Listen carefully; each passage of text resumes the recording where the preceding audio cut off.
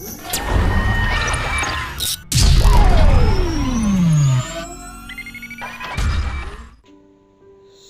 selamat malam rekan muda yang dikasihi oleh Tuhan Yesus Kristus. Sebelum mendengarkan firman Tuhan, mari kita berdoa. Tuhan Yesus, terangi hati kami oleh kuasa Roh-Mu yang kudus.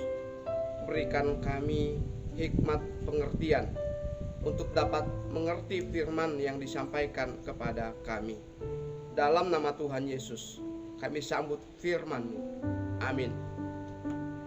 Rekan muda yang dikasihi oleh Tuhan Yesus Kristus, baru saja kita merayakan kemerdekaan bangsa kita. Yang keberapa? Ya, yang ke-75 tahun. Kita bersyukur 75 tahun sudah bangsa ini ada di dalam kemerdekaan.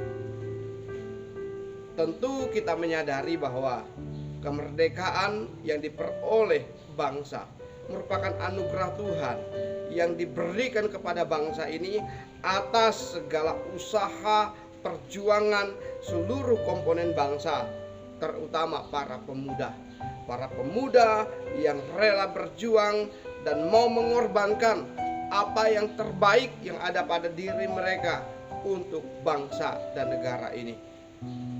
Rekan muda yang dikasihi oleh Tuhan Yesus Kristus, kita ada di dalam sebuah bangsa yang merdeka. Kita adalah warga dari sebuah bangsa yang merdeka. Namun kalian juga harus tahu bahwa kita bukan hanya merdeka karena kita anak bangsa Indonesia. Kita juga dimerdekakan dari yang namanya belenggu dosa, dari jerat iblis melalui karya pengorbanan Kristus di kayu salib. Di dalam Galatia pasal 5 ayat 1 dituliskan demikian, supaya kita sungguh-sungguh merdeka, Kristus telah memerdekakan kita. Karena itu berdirilah teguh dan jangan mau lagi dikenakan hukum perhambaan. Dan di dalam Yohanes pasal 8 ayat 36 dikatakan demikian, jadi apabila anak itu memerdekakan kamu, kamu pun benar-benar merdeka. Rekan muda yang dikasihi oleh Tuhan Yesus Kristus, kita beruntung menjadi orang yang percaya kepada Yesus Kristus. Kita dimerdekakan sebagai bangsa Indonesia, tapi juga kita dimerdekakan dari jerat dan belenggu iblis, dari jerat dan belenggu dosa yang tidak mungkin kita bisa lepas jika bukan karena Tuhan yang menganugerahkannya kepada kita. Nah, rekan muda yang dikasihi oleh Tuhan Yesus Kristus, tentu sebagai anak muda yang merdeka, Tuhan ingin agar kemerdekaan yang hari ini kita miliki itu dapat diisi dan dapat dimanfaatkan, sehingga kemerdekaan ini bermanfaat bagi bangsa Indonesia umumnya dan bagi tetangga, saudara-saudara kita yang belum mengenal Tuhan pada khususnya. Soekarno dalam sebuah pidatonya pernah berkata seperti ini, berikan aku 10 pemuda, maka akan kugoncangkan dunia. Soekarno, seorang tokoh proklamator, sungguh menyadari bahwa peran pemuda ini sangat penting. Peran pemuda sangat penting bagi eksistensi sebuah bangsa. Kuat lemahnya sebuah bangsa itu ada di tangan Anda, para pemuda. Demikian juga kuat lemahnya sebuah gereja pun ada di tangan Anda. Karena itu sebagai pemuda kita harus berperan aktif, jangan pasif. Kita harus dapat berkontribusi bagi bangsa ini. Kita harus dapat berkontribusi juga bagi gerejanya Tuhan. Di dalam Alkitab dicatat ada pemuda-pemuda luar biasa yang Tuhan pakai, seperti Gideon, kemudian seperti Daniel, seperti Yusuf. Apa yang membuat Tuhan memakai mereka? Nah, ini yang menjadi pertanyaan bagi setiap kita. Dan itu juga yang harus ada di dalam diri kita, para pemuda.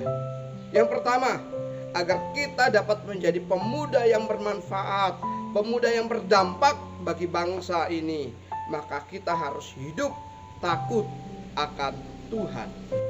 Gideon, Daniel, dan Yusuf adalah para pemuda yang hidup takut akan Tuhan dan mentaati segala perintahnya. Ketaatan mereka pada perintah Tuhan membuat mereka menjadi pemuda-pemuda yang memiliki kualitas karakter dan moral yang melampaui para pemuda yang ada pada saat itu di zamannya. Oleh karena itu kemudian mereka diberikan kepercayaan di tengah-tengah bangsa mereka dan juga di tengah-tengah bangsa yang bukan merupakan bangsa mereka. Ini sesuatu yang luar biasa. Gideon seorang hakim yang mau menegakkan kebenaran karena tahu bahwa hanya Tuhan yang harus disembah. Karena itu ia berani menghancurkan berhala Baal yang menjadi sesembahan orang-orang pada saat itu. Ia tidak takut akan ancaman kematian. Ia tidak takut akan kehilangan nyawa karena ia tahu ia harus lebih takut kepada Tuhan. Demikian juga Daniel dan Yusuf, ketika mereka mau hidup takut akan Tuhan, Tuhan menganugerahkan kepada mereka hikmat, Tuhan menganugerahkan kepada mereka sebuah masa depan, sehingga mereka dengan itu dapat berkontribusi. Nama Tuhan mereka dikenal dan bangsa mereka memiliki masa depan. Nah, rekan muda yang dikasihi oleh Tuhan Yesus Kristus, bagaimana dengan kita? Bangunlah dari kemalasanmu, bangkitlah dari tidurmu, beranjak, bergerak, aktif, manfaatkan segala potensi yang ada pada dirimu. Hiduplah takut akan Tuhan, supaya engkau tahu dan dapat membedakan mana yang baik, mana yang tidak baik. Jangan ikut arus menjadi pemuda, pemudi, menjadi remaja yang mengikuti gaya hidup mereka yang tidak kenal Tuhan. Hidup di dalam kemalasan, hidup di dalam pergaulan bebas, mengkonsumsi narkoba. Jika itu engkau lakukan, maka masa depanmu penuh dengan kegelapan. Nah, rekan muda yang dikasihi oleh Tuhan Yesus Kristus, hiduplah takut akan Tuhan menjadi kunci utama. Yang kedua, miliki visi yang jelas. Apa itu visi? Visi adalah sebuah cita-cita, satu target yang harus dicapai. Sinsang senang, hari ini ada beberapa temanmu yang berhasil masuk ke perguruan tinggi negeri sesudah mengikuti seleksi bersama masuk perguruan tinggi negeri. Kemudian Sinsang juga senang, meskipun ada yang tidak lolos ke perguruan tinggi negeri, tapi memiliki komitmen yang kuat untuk melanjutkan ke jenjang perguruan tinggi. Ini adalah satu langkah yang baik untuk mewujudkan apa yang menjadi cita-cita. Yusuf adalah seorang yang memiliki visi yang jelas. Tuhan menganugerahkannya sebuah mimpi, tercatat di dalam Kejadian pasal 37. Bukan mimpi biasa, bukan mimpi di siang bolong, tapi sesuatu yang akan terjadi di dalam hidupnya.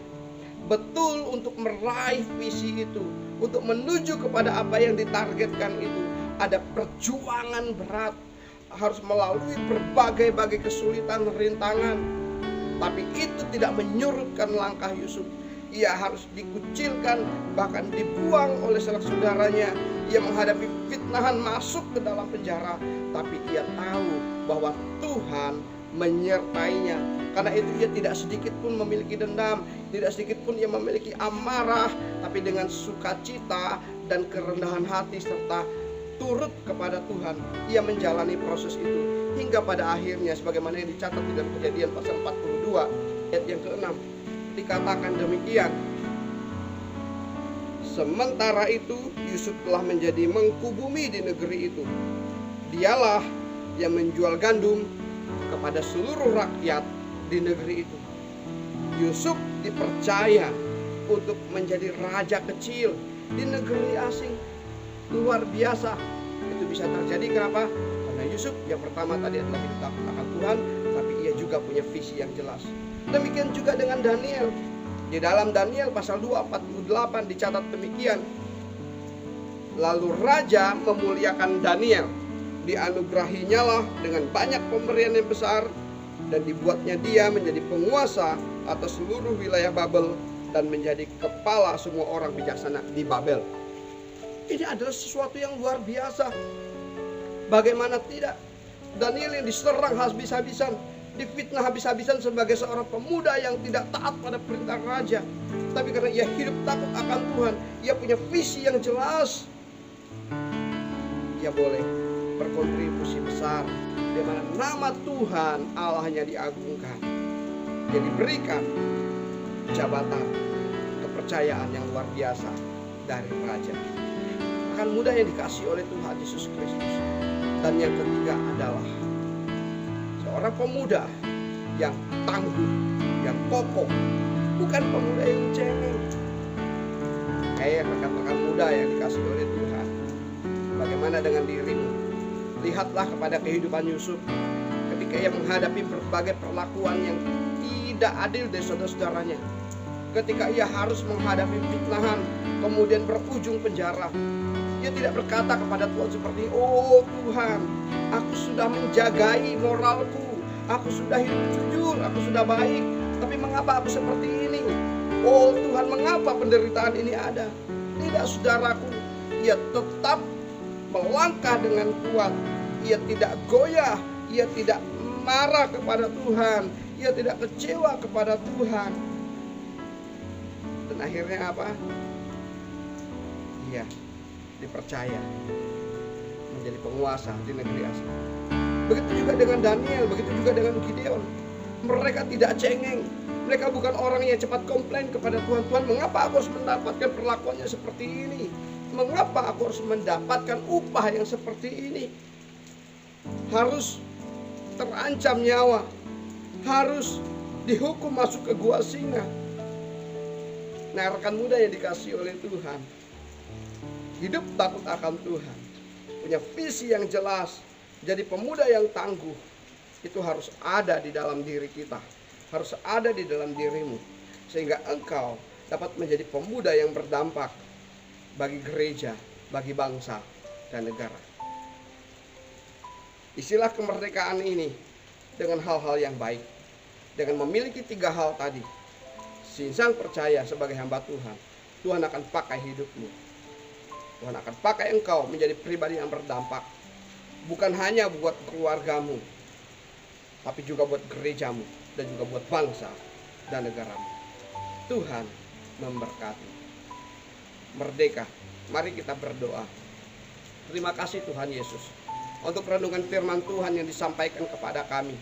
Bagaimana sebagai pemuda kami harus mengisi kemerdekaan ini dengan hal-hal yang positif.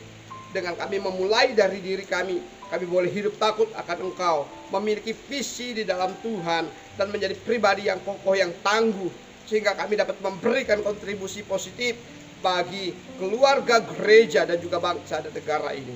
Dalam nama Tuhan Yesus, kami bersyukur untuk firman yang disampaikan kepada kami. Amin.